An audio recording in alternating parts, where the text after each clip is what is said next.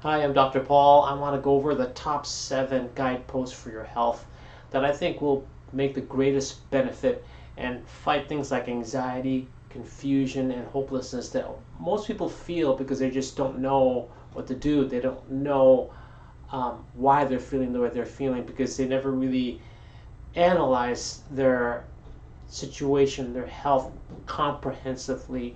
So I'm going to go over the 7 things today.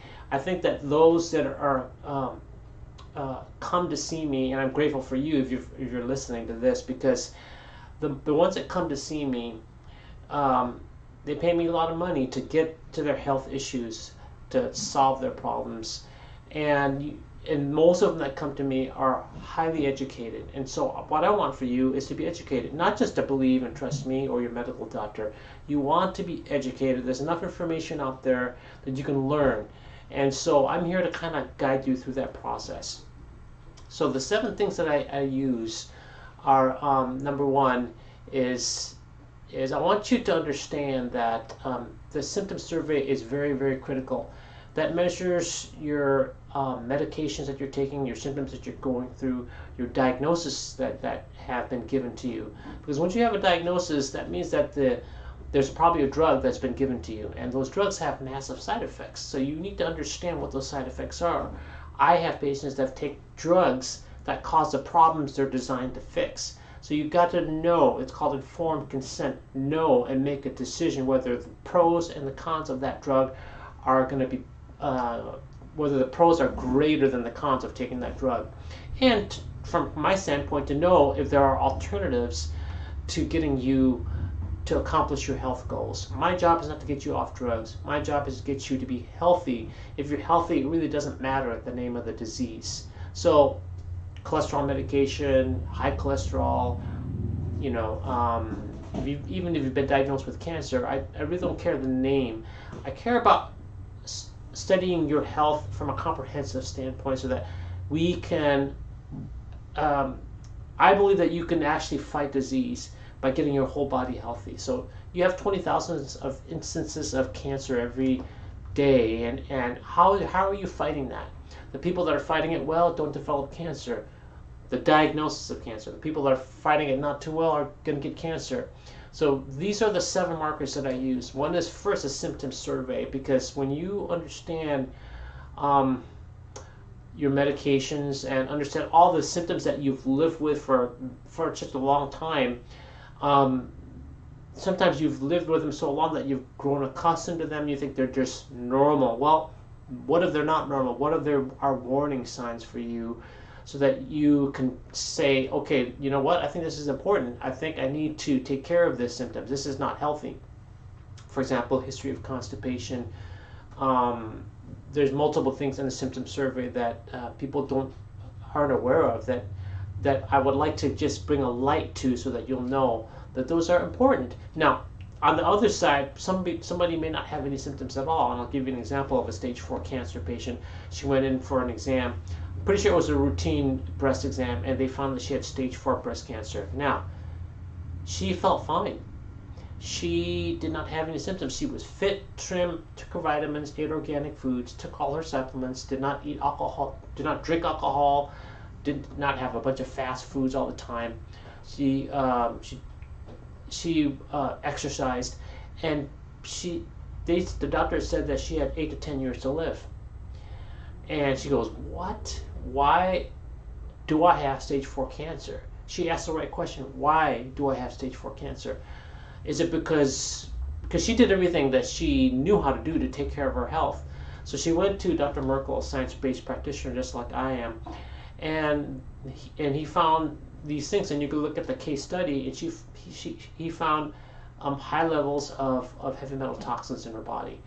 And to this day, it's been now 12 years, she's elected not to do, ever, the chemo or radiation, because she didn't want to feel cruddy and maybe even die from those things, and only live 6 to 8 years, or 8 to 10 years in the process. So get chemo, get radiation, die in 8 to 10 years. She didn't like that option, so she wanted to go a more natural option. And that's what we do here. She's a shining example of someone that didn't have symptoms. I had a patient here that their heart was at a 30% function. Now, he knew he had symptoms. He was on his deathbed pretty much, and just after a month of being on our protocol, the doctor started saying it's a miracle that he's alive. So we want to make sure that your body is functioning at 100%. Did you know that only, like I said right here, 90% failure of your pancreas and liver before you actually even have any symptoms? So you don't want to depend on symptoms to guide you in your health journey. So here are the markers. First, a symptom survey, which is a very detailed analysis of your health history, including diagnosis and medications, prior diagnoses. And then we do vital signs. We do foundational blood testing, which is several vials. Most doctors will only do like 3 to 4 vials of blood, which is basically less tests. I do more of a comprehensive view of the blood. And there are oftentimes missing ingredients that indicate disease that many doctors don't do. Basically, that's 53 tests. I do a thyroid test. That is an autoimmune test, like for Hashimoto's. If your body's attacking itself, if your immune system is attacking your own body, in this case the thyroid, that's an additional 6 tests. I do hair heavy metal testing and essential minerals analysis, which checks for 17 toxic metals and 22 essential metals. I also do another heavy metal test, which is a urine test called the UTEC, or the Urine Toxic Element Challenge, which chelates heavy metals that that didn't come out through the hair, and that checks for over 20 toxic heavy metals. Then I check for occult blood in the stool just to make sure you're not internally bleeding and you don't know it. I do a urinalysis, which is analyzing kidney function, diabetic function, or indicators, and then also maybe infection and other indicators as well. I also do really, if you really want to go full blown, I would do a cancer panel as well. That only checks for pathology and inflammation. Cancer does not diagnose a positive cancer marker without a biopsy does not diagnose cancer. Only a biopsy does. So the doctors use cancer screening after they've been diagnosed with cancer to measure the progress. So why wouldn't I use that now to see how I'm doing, right? Before you get cancer in the first place. There's other things that I would check if you are in concern of a heart failure, heart attacks, strokes, etc. I would do a BNP test. This is very accurate. And if you have a history of osteoporosis or family history of osteoporosis or thinning of the bones called osteopenia, and you're concerned about that and getting fractures, then I would do this osteocalcin test. So the costs are right here on the right side here, and it can add up, but you know, that cancer patient that has been in remission now for 12 years, $6,000, you know, approximately. I don't know the exact figures, but it was around $6,000 to get her, all the cancer markers down, because her breast cancer markers, the CA2729, was in critical level, and now they're just normal. And that's how that is being monitored in her situation, because she doesn't want to get the cancer to come back.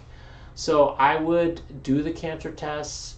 I would never, we provide all these tests here in our office, and if you try to go through your doctor, there's, you know, they often miss things, and I wouldn't do a cancer test through your doctors if you've never been diagnosed with cancer, because the insurance will red flag you, and they could red flag your family as well for future insurance eligibility. So those are the primary tests that I do, and there, you know, depending on priority levels for you, I would do all of them. There are additional tests like the Cleveland Heart Panel if you really want to go into more deeper conversation with health markers for, these are blood, for your heart health and your artery health. I rarely do a female hormone panel, but if you want to know how your hormones are doing, I would do that. So that's my 7 markers.